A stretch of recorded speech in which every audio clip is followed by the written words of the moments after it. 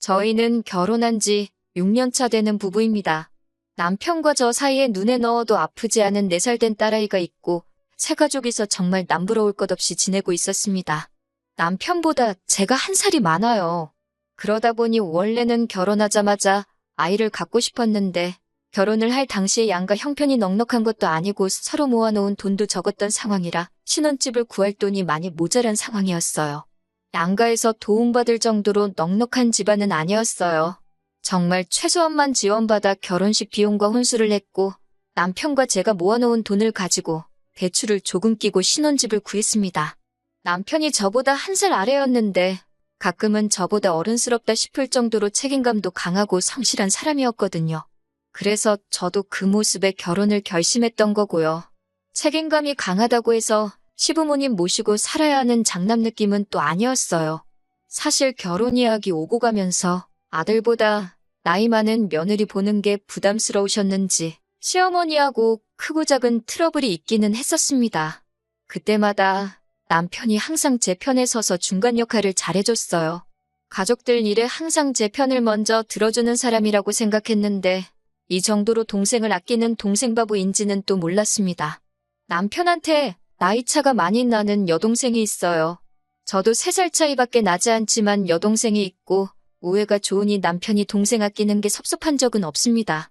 그런데 가끔 우리 기념일이나 딸아이 생일도 까먹을 때가 있는 남편인데 동생 생일은 기가 막히게 챙겨주는 모습을 볼 때면 정말 아주 가끔 그런 모습에 서운할 때가 있었어요. 자기 생일이 다가오면 아주 여기저기 광고를 하고 다니는 신우와 달리 저는 그런 거에 별로 연연하는 성격이 아니었기 때문에 그걸 딱히 문제 삼거나 하지는 않았습니다. 뭐 아무튼 남편이 신우를 아껴서가 아니라 저는 신우가 가끔씩 탐탁치 않고 좋게 보이지 않을 때가 있었습니다. 신우가 요즘 사람들 관점에서 볼 때 멋도 잘 부리고 세련되고 외모 하나만큼은 반반한 편이에요. 저도 그건 인정하는 바입니다. 남편 말로는 어릴 때는 더 예뻤다고 했으니 자라오면서도 얼마나 이쁨 받으며 살았을지는 안 봐도 비디오더라고요. 그런데 제가 보기에는 신우가 예쁘긴 하지만 그건 일반인들 중에서 괜찮은 수준인 거지. 뭐 어디 미인대회 나가고 연예인하고 그럴 정도까지는 아니거든요. 그런데 제가 남편과 연애부터 결혼 생활 합치면 8년이고 그게 보통 짧은 세월이 아닌데 그때까지 적당한 직장도 없이 아르바이트만 하고 있는 게 좋게 보이지도 않았고 또한 신우는 자기가 버는 돈에 비해 씀씀이가 너무 해퍼 보이기까지 했어요. 남들 하고 다니는 거 다 하고 사 입는 거 사 먹는 거 사서 모으는 거 똑같이 다 따라하고 그랬거든요. 유행하는 건 무조건 다 해봐야 하는 성격이었어요. 심지어 일전에는 제주도 1달 살기를 한다면서 거기서 무슨 일을 한 것도 아닌데 1달 살기 하면서 생활비로 몇백만 원을 쓰고 왔다는 이야기를 들었을 때는 감탄도 나오지 않을 지경이었습니다. 아르바이트도 거의 카페에서 하는 아르바이트 위주로 했습니다. 툭하면 다른 직장 구하는 건 물론이고 일터도 틈만 나면 바꾸는 게 취미였어요. 허세도 심해서 운전도 할 줄 모르면서 어디 서울을 벗어나 외곽에 있는 공기 좋은 곳에서 일자리를 구해서 시아버지께서 아침마다 태워다 주고 저녁에 태우러 가고 아주 고생도 보통 고생이 아니셨습니다. 아르바이트로 번 돈은 자기 노는데 다 쓰고 시부모님 돈으로 자취하고 그랬으니 그런 신우가 좋게 보일 리가 만무하죠. 책임감 하나만큼은 장점이라고 생각했던 남편과 비교해보면 그렇게 반대일 수가 없습니다. 집안의 막내이기도 하고 나이차도 많은 편이니 오냐오냐 하면서 공주대접 받을 수도 있다고 생각하지만 제가 봤을 때는 너무 자립심도 없어 보이고 그도가 너무 지나치다고 생각했어요. 남편한테 걱정돼서 이야기를 하면 저보고 남의 집 일에 끼어드냐면서 자기 부모님이 애를 잘못 키우고 있다고 말을 하고 싶은 거냐 하면서 정색을 하길래 동생 이야기는 되도록 하지 않으려고 합니다. 그래도 적어도 남편이 독립해 나온 뒤로 신우를 계속 데리고 사는 시부모님은 신우한테 몇 번을 대어서 그런지 그나마 오냐오냐 해주는 것 같지는 않아서 저도 최대한 신경을 쓰지 않으려고 하거든요. 신우가 남들 하는 거 다 따라해야 하고 남들한테 자랑하기 위해 허세 가득한 삶을 살고 있다 보니 씀씀이가 보통이 아니기도 합니다. 그런데 가장 큰 문제는 신우의 씀씀이였죠. 일단 한 번 갖고 싶은 게 있으면 그걸 어떻게 돈을 아끼고 모아서 마련하겠다가 아니라 일단 그냥 지르고 보는 성격이었다는 거예요. 일단 카드빚을 져서라도 그 물건을 먼저 사놓고 다음 일은 나중에 생각한다는 거죠. 한 번은 1,000만 원이 넘는 가방을 질러가지고 돈을 못 갚겠다고 아버님한테 떠넘긴 적이 있다고 합니다. 시어머니한테 다급하게 전화가 와서 보니 아버님이 아주 신우 머리카락을 다 잘라놓겠다고 신우를 쥐잡듯이 하고 있길래 남편하고 같이 아버님 뜯어말리느라고 생고생을 한 적이 있어요. 그때 남편이 저보고 저러다가 아버님이 신우 잡겠다고 일단 우리가 해결해주자고 하길래 그렇게는 못해주겠고 내가 다른 방법을 강구해보겠다고 한 뒤에 제가 아는 지인 통해가지고 신우가 사놓은 가방을 신우가 산 가격보다 조금 더 싸게 해서 팔아버린 적이 있습니다.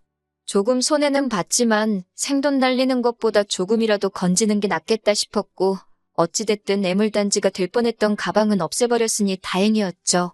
그때쯤 저는 솔직한 마음으로 누군가가 신우 씀씀이에 대해 좋은 충고를 해줬으면 싶었어요.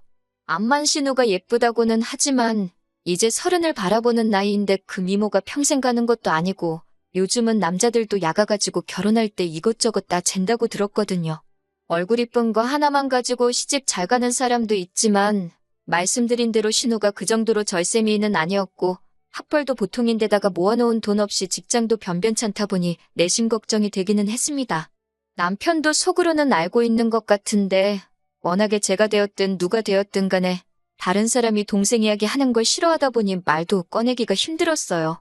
그러다 하루는 날짜가 정확하게는 기억이 안 나는데 한 20일쯤 되는 날이었습니다. 모처럼 신우가 저한테 연락이 왔었어요. 생활비가 없어서 힘들다고 저한테 10만 원만 빌려줄 수 있냐고 하더라고요. 월급 받으면 준다고 하면서 말입니다.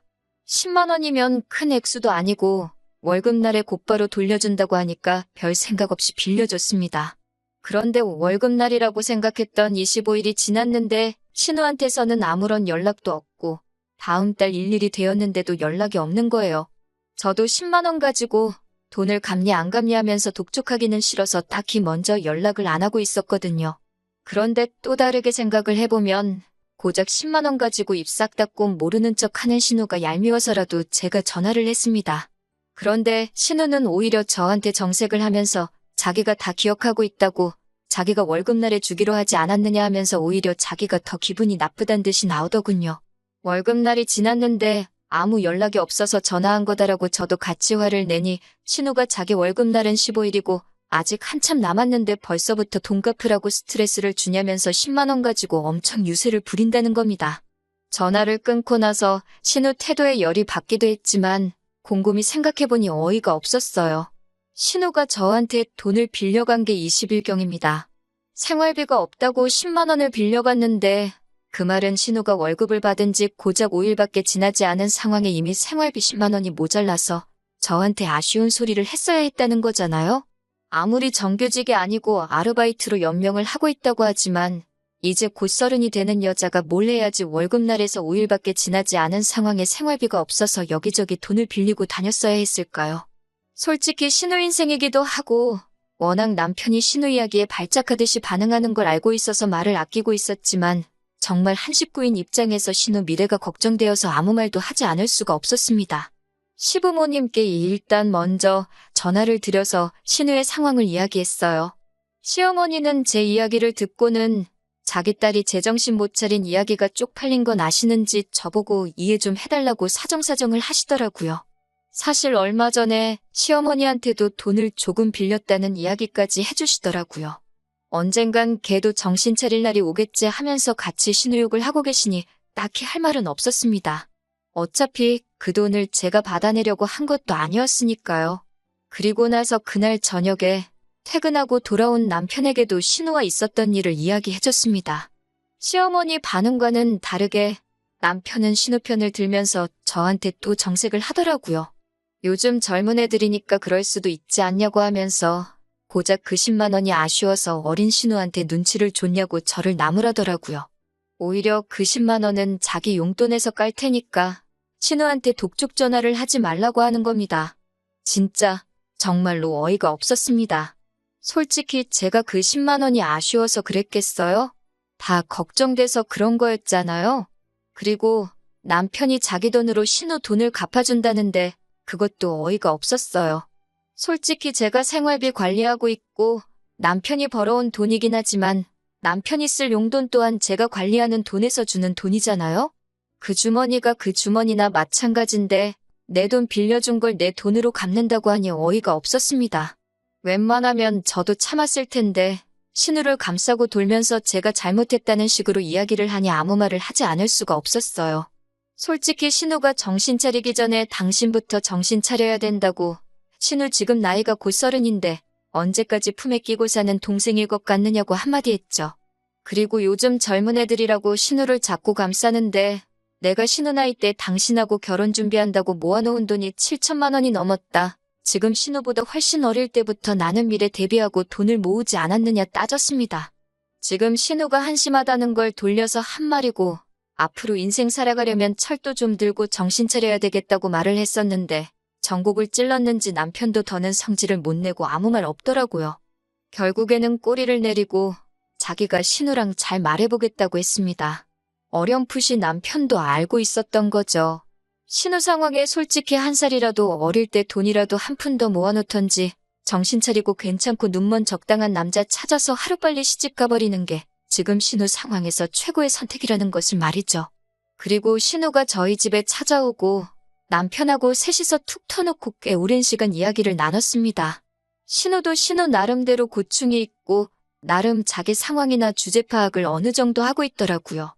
예전에는 자기 좋다고 따라다니던 남자들도 직장 자리 잡히고 안정되고 하니까 콧대 높고기 센 저를 계속 쫓아다니지 않더라. 자기 아니면 죽겠다던 남자들 지금 보면 다 어디서 젊은 여자 물어가지고 결혼한 사람도 덜어있다더라 하면서 자기도 하루빨리 정착을 하고 싶고 저한테 빌린 돈도 사실 그것 때문에 꼭 쓸 곳이 있어서 필요했었다 하면서 자기가 꼭 갚는다고 잊고 있는 게 아니라 하고 있는 겁니다. 또 생각보다 자기 상황도 잘 알고 있고 생각도 많고 미래 대비도 하고 있는 걸 보니 제가 너무 시부모님한테까지 말해가며 오지랖을 부렸나 싶기도 하고 알아서 잘하겠거니 싶기도 했습니다. 그래서 저도 돈 10만 원 때문에 그러는 게 아니라 내 남편의 가족이니까 해준 말이라고 어떻게 좋게 마무리 지어서 훈훈하게 이야기를 끝냈습니다. 그런데 문제는 지난주에 터져버렸어요. 신우가 10만 원을 빌려간 사건이 이렇게 크게 돌아올 거라고는 아무도 생각 못했을 겁니다. 신우가 10만 원이 필요했던 진짜 이유는 신우가 결혼을 전제로 만나고 있던 사람이 있었다는 거예요. 말만 들으면 그래도 신우가 자기 앞가림을 나름대로 열심히 하고 있었구나 싶어서 눈물이 다 날 정도로 감동적인 상황이었겠죠. 심지어 둘이 이야기가 잘 돼서 얼마 전에 프로포즈를 받았다고 하는 겁니다. 좋은 일이라고 축하해주는 자리인 줄 알고 신우한테 정말 잘됐다 하면서 축하해주고 있었는데 시부모님도 그렇고 남편도 안색이 썩 좋아 보이지는 않았어요.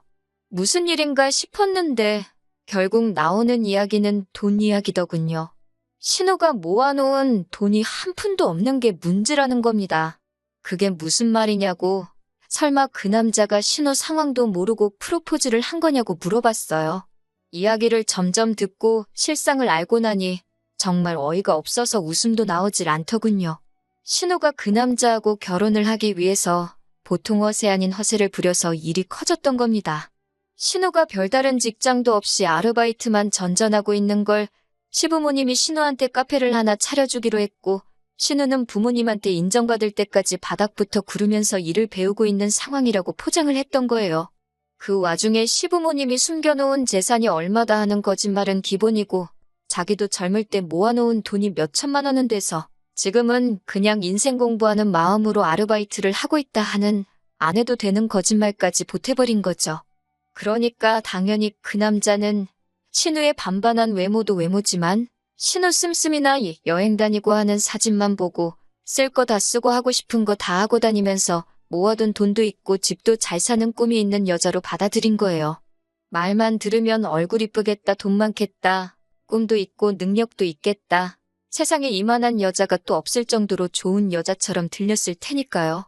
그러면서 자기가 개념 있는 여자인 척을 하려고 한 끼에 몇십만 원씩 하는 레스토랑 가서 계산도 척척했던 거고 그러니 당연히 생활비가 모자라서 저한테 10만 원을 빌렸던 거였고요.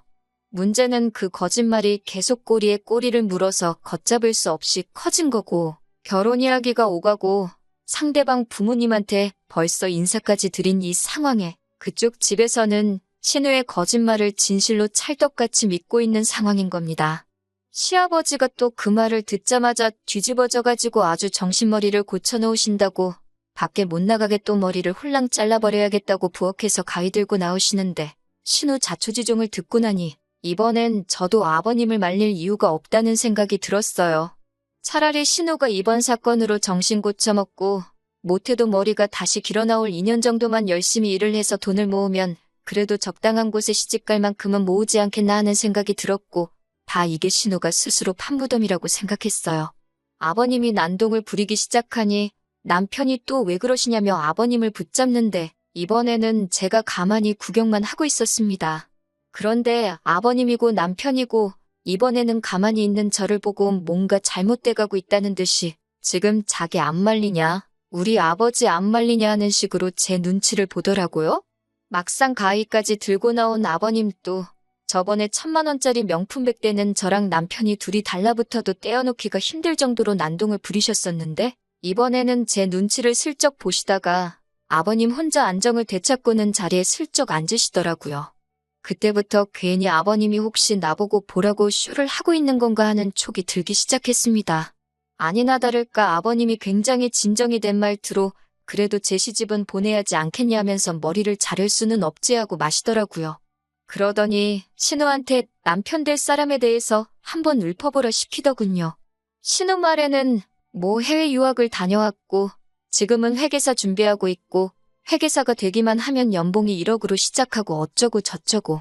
듣다 보니까 그 결혼할 남자 집안이 얼마나 대단한지는 모르겠지만 지금 적당한 직업도 없이 시험 준비하고 있는 사람으로 들렸어요. 신우가 그 남자에 대한 설명이 끝나니 시아버지께서 한숨을 푹푹 쉬면서 그래도 앞날은 튼튼한 사람이구나 하면서 어떻게 그런 남자를 만났느냐 하면서 슬쩍 제 눈치를 보시더라고요. 안 좋은 촉 때문에 저도 말을 아끼고 있었습니다. 제가 아무 말도 없으니 이번엔 시어머니가 나서서 결국 저를 이 자리까지 부르고 신우 머리까지 잘라버린다고 아주 생쇼를 하던 이유를 말하시더군요.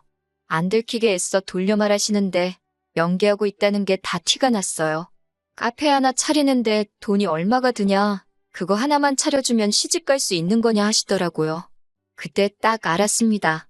이참에 신우 시집 보내려고 카페 하나 차려주고 싶은데 돈이 모자라니 저희한테 손 벌리려고 저까지 이 자리에 불렀다는 걸 말이죠. 그리고 거기에 아버님이 신우를 죽일 듯이 달려들면 제가 그 명품 가방 사건 때처럼 어떻게든 그 돈을 융통해 줄 거라고 계산을 했던 거예요. 지금도 똑같이 아버님이 신우를 죽이네 살리네 쇼를 하고 있으면 당황한 제가 어떻게 상황 뜯어말리며 신우 카페 차릴 돈을 턱 내놓지 않겠냐는 계산이었던 거겠죠. 그래서 아버님한테 가위를 다시 드리면서 신우 머리카락을 아주 잘라버리는 게 좋겠다고, 이거는 카페를 차려준다고 되는 일이 아니라고 했습니다. 돈 버는 것 말고는 다른 거 생각도 못 나게 아주 혼쭐을 낸 다음에 정신 차리게 만들어서 신우 스스로 돈 모아서 시집갈 사람 찾게 만들어야 한다고요. 아버님이 쩔쩔매시길래 제가 가위를 뺏어 들어서 정 모하면 제가 머리를 대신 잘라드릴까 했죠. 제가 예상외의 반응으로 나오니 온 가족이 당황을 하더라고요. 그러더니 태도를 바꿔서 신우가 결혼할 사람 집구석이 어떻고 사실 좋은 기회이지 않냐 그러길래 그 집에 진짜 금송아지가 있는지 우리가 알게 뭐냐고, 저도 시집 올 때 신우가 이렇게 모질이인 줄 몰랐지 않느냐고 한마디 했어요. 말 맞다나 그 남자가 지금 시험 준비한다는데 제 눈에 안경이라고 그렇게 훌륭한 사람이 설마 신우를 진짜 신부감으로 생각하겠냐고, 뭔가 구려도 보통 구린내가 나는 게 아니지 않냐고 한마디 했죠. 신우 표정이 잔뜩 일그러지더군요. 그러니 동생이면 죽고 못 사는 남편이 상대를 잘못 알고 저한테 성질을 내기 시작하는 겁니다. 자기가 외벌이 하면서 버는 돈이니 제가 관리하는 돈이라도 자기 돈이나 마찬가지라고, 그러니 자기는 곧 죽어도 지 돈으로 신우한테 카페를 차려주고 신우 시집을 보내야겠다고 선언을 하더라고요. 어디 그 돈은 네 혼자 벌었냐고, 신혼집 대출 끼고 구하는 것부터 어디로 할지 결정하는 것까지 전부 누가 있는지 기억 안 나냐고 따졌죠. 그리고 정 네 동생 시집을 보내야겠으면 네 돈으로 보내라고, 나는 그 꼴을 못 보겠으니 이혼을 해야겠다 했습니다. 재산은 정확하게 딱 반을 갈라주겠지만 재판 결과에 따라선 나는 양육권도 양육비도 전부 받아낼 거고 위자료도 청구할 테니 그렇게만 알라고 했어요. 남편이 결국 지 동생을 택하고 얼마 안 되는 돈이라도 가져가려고 한 게 반전이라면 반전이겠네요. 이혼 사유가 결국엔 우리 재산을 신우에게 주자는 거나 마찬가지였으니 하탄의 사유 또한 남편에게 있었고 다행스럽게도 양육권 또한 제가 다시 직장을 갖는다는 조건으로 가져올 수 있었고 위자료도 받아낼 수 있었어요. 차라리 잘 되었습니다. 평생을 아끼고 살아봐야 지가족, 특히 신우 일에 발벗고 나서서 있는 돈 없는 돈 털어줄 남편이었다면 차라리 없는 게 더 나으니까요. 6년 세월이 허무하기도 하지만 지나간 과거를 후회해서 뭐 하겠습니까? 앞으로 저에게 주어진 것 감사하며 제 삶을 살아야겠습니다. 안녕하세요. 반년 전쯤에 신우 시집 보낸다고 이혼하게 된 사연 보냈던 쓰니입니다. 오랜만에 다시 인사를 드리는데 너무 깨소금 같은 소식을 듣기도 했고 제 근황을 궁금해하셨던 분들도 계셔서 이렇게 후기를 적게 되었어요. 별 이야기는 아닙니다. 재산분할도 마무리 지었고 결국 남편 쪽은 그 돈 가지고 어떻게 신우 시집을 보냈는가 봐요. 집안에 돈이 좀 있다니 그 돈을 해줘서 신우 시집 보내놓고 어떻게 그쪽에 빌붙을 심산이었나 보죠. 문제는 그렇게 결혼시켜놨는데 지금 벌써부터 이혼이기네 어쩌네 한다는 거예요. 신우가 카페 아르바이트 경력이 길기는 한데 그게 진짜 카페가 좋아서 한 게 아니었으니 운영 전반적인 부분에 대해서는 정말 아무런 지식이 없었던 거예요. 그런데도 신우는 컨설트 같은 거 하나 받지 않고 지 혼자 할 수 있다고 까불고 다니다가 돈이 줄줄 새는지도 모르고 카페를 몇 달 동안 굴렸다고 하는 겁니다. 벌써 카페는 적자는 적자대로 나고 있고 모자란 돈은 다 빚을 내서 한 건데 매출이 안 나오는데 그 돈을 갚을 방법이 없던 거죠. 그러니 결국 남편 집안에까지 손을 벌렸나 봐요. 그런데 알고 보니 그 남자도 사실 집안이 썩 여유가 있는 상황은 아니었던 거고 자식을 없는 돈 들여서 유학까지 보내놨더니 시험은 합격도 못하고 있는 상황이었고 어떻게 빨리 장가 보내서 돈 많은 처가 덕을 보면서 시험을 합격시키려던 심산이었나 봅니다. 그러면 그렇지 멀쩡한 집안 남자가 뭐하러 그런 신우한테 먼저 청혼을 했겠다 싶었는데 역시나 였네요. 똑같은 사짜 집안끼리 만나서 돈은 돈대로 까먹고 그나마 유일한 재산이나 마찬가지던 카페를 무능한 신우가 운영하면서 반년 만에 유지가 불가능한 상황을 만들어 놓은 거예요.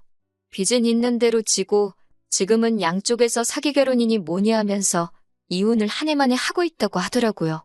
남편이 양육비를 안 보내길래 무슨 일인가 했더니 자기도 죽겠다고 한 번만 살려달라며 통사정을 해와서 알게 됐어요. 진짜 너무 고소하네요. 조금이라도 잔정이 남아있었다면 안타까운 사정의 속이라도 상했을 건데 이렇게 고소한 거 보니 저도 그 집구석에 미련이라곤 일도 남아있지 않는 것 같아요. 불쌍하지도 않으니 봐줄 생각 하나도 없고 양육비 보내주는 거 늦을 생각 하지 말라고 울음장을 놓으니 전 남편이 제발 자기 좀 살려달라면서 싹싹 비는데 아주 속이 다 후련합니다. 별것 없기는 해도 제 근황 궁금하신 분들이 있을까봐 이렇게 후기 남겼어요. 저는 앞으로 더더욱 잘 지낼 생각만 하면서 지내야겠어요. 응원해주신 모든 분들께 감사드립니다.